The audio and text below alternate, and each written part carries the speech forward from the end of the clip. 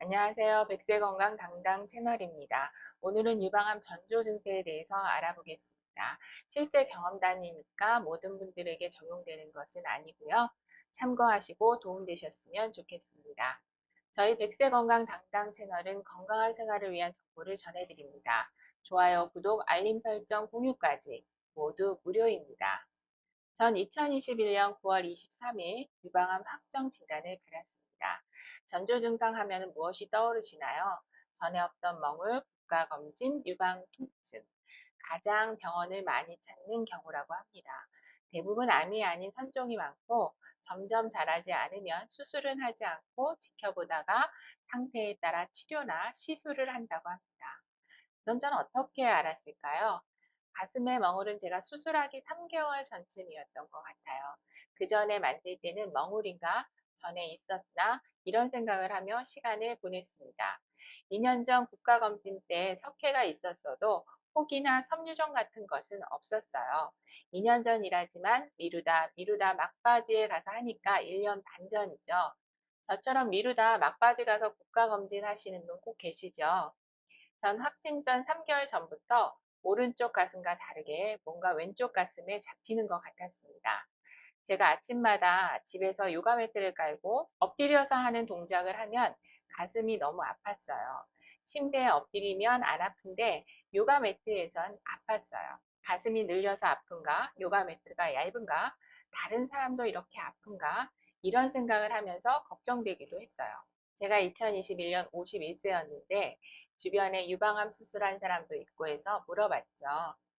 가슴이 아프냐고. 그랬더니 유방암은 안 아프대요. 그럼 난 괜찮겠지 하며 안일하게 생각을 했어요. 여기서 여러분, 주변 사람들한테 묻는 거 아닙니다. 아프면 병원 가세요. 절 보세요. 남 이야기 들으면 병이 더 커집니다. 전 이러면서 걱정만 하고 병원에 안 갔어요. 매우 바쁘기도 했고, 직장도 다니고, 부업으로 해외 구매 대행도 했습니다. 잠을 두세 시간 잔 것 같아요. 몹시 피곤하고 일에 몰두하고 있었어요. 직장을 그만두고 싶었거든요. 부업으로 하던 일이 잘 되기도 했고요. 9월이 가까워지면서 제법 멍울이 커지고 엎드리면 더 아팠어요. 피곤함은 이루 말할 수가 없었습니다. 점심시간에는 밥보다 어디 가서 잠깐 쉴 곳 없을까 하면서 찾아다녔던 것 같아요. 쉬는 날도 사실 전 없었습니다. 쉬는 날에는 구매된 코칭 받으러 다녔어요. 잘하고 싶었거든요. 몸이 망가지고 있었는데 너무 피곤해서려니 하고 생각을 했습니다. 집에서는 그러다 죽는다고 했죠. 암이라는 생각은 못했던 것 같습니다.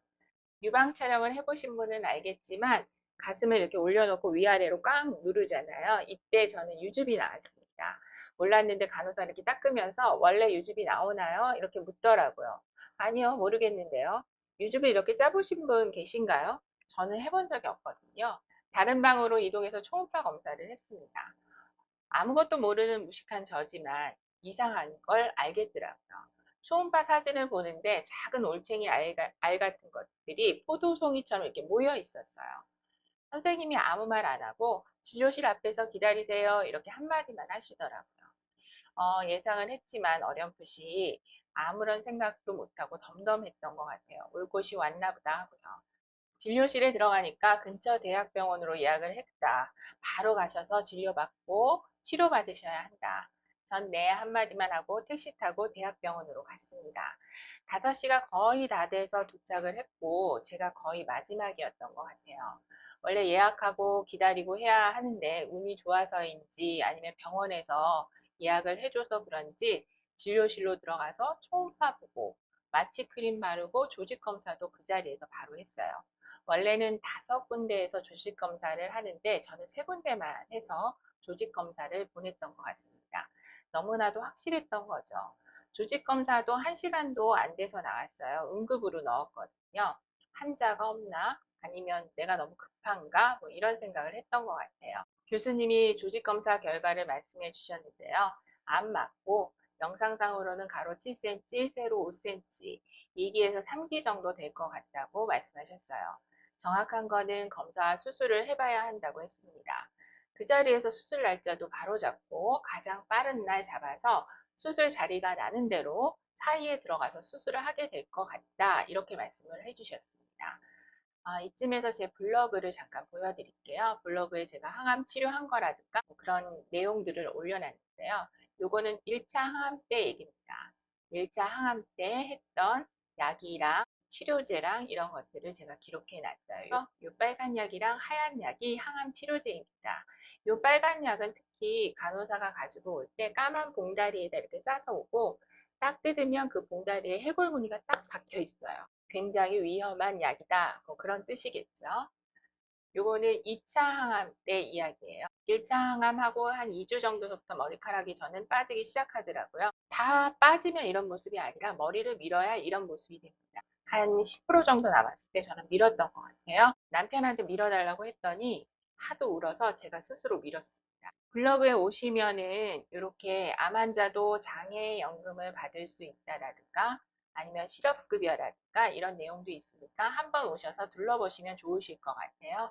이 사진은 표적 항암할 때의 사진입니다. 2차 항암할 때 이 사진에 비하면 굉장히 피부 색깔도 지금 까맣잖아요. 항암을 하면 피부 색깔도 까매지고 검버섯이라든가 손톱 발톱도 굉장히 까매지고 울퉁불퉁해지거든요. 표적 항암할 때의 모습을 보면은 피부 색깔도 많이 돌아오고 생기도 있어 보이지요. 표적 항암은 거의 부작용이 없다고 합니다. 이렇게 머리카락이 빠진다던가 손톱이 까매진다던가 그러진 않고요. 이제 제 색깔로 돌아옵니다. 하지만 전혀 후유증이 없는 것은 아닙니다. 관절통이라든가 알레르기라든가 이런 거에 굉장히 예민해져요. 그래서 관절이 굉장히 많이 아프고 알레르기에도 예민해져서 마스크 쓸 때도 적응이 필요해요. 처음에 마스크를 쓰면 눈물이나 콧물이 너무 많이 나오거든요. 한참 쓰다 보면은 좀 괜찮아지고 그리고 공기가 바뀐다던가 환경이 바뀐다던가 이러면 눈물이나 콧물이 바로 나옵니다. 그리고 뭐 올리브영 같은 데 들어간다던가 그러면 화장품에 반응을 즉각해서 바로 눈물이랑 콧물이 나옵니다. 이런 식으로 알레르기 반응이 굉장히 예민해져요. 저 같은 경우는 그랬습니다. 저희 백세건강 당당 채널은 건강하게 100세까지 당당하게 살아갈 수 있도록 건강 정보를 전달하는 채널입니다. 제가 9월 23일 병원에 들어가서 10월 14일 수술을 했고 10월 6일부터 검사를 계속했어요. 하면서 뭐가 이렇게 급하지 생각할 여유, 걱정할 여유가 없었어요. 그냥 쭉 일정을 잡았습니다. 사실 전 국가검진도 혼자 해본 적이 없어요. 남편이랑 날 잡아서 거의 남편한테 끌려가다시피 해서 검사를 받고 했거든요. 그런데 마침 남편은 장기 출장으로 1년간 지방 내려가 있었습니다. 병원은 혼자 가서 이렇게 두들겨 맞고 올 줄은 꿈에도 몰랐어요. 일단 저는 완전 절개를 해서 보형물을 넣어서 세로 가슴을 만들었습니다. 수술 뒤 크기는 크지만 전이는 없고 깨끗해서 1기로 판정을 받았어요. 옛날에는 크기만으로 1기, 2기, 3기, 4기 이렇게 전했다면 지금은 수술 후에 이 사람의 상태에 따라서 1기, 2기, 3기 뭐 이런 식으로 정해진다고 합니다.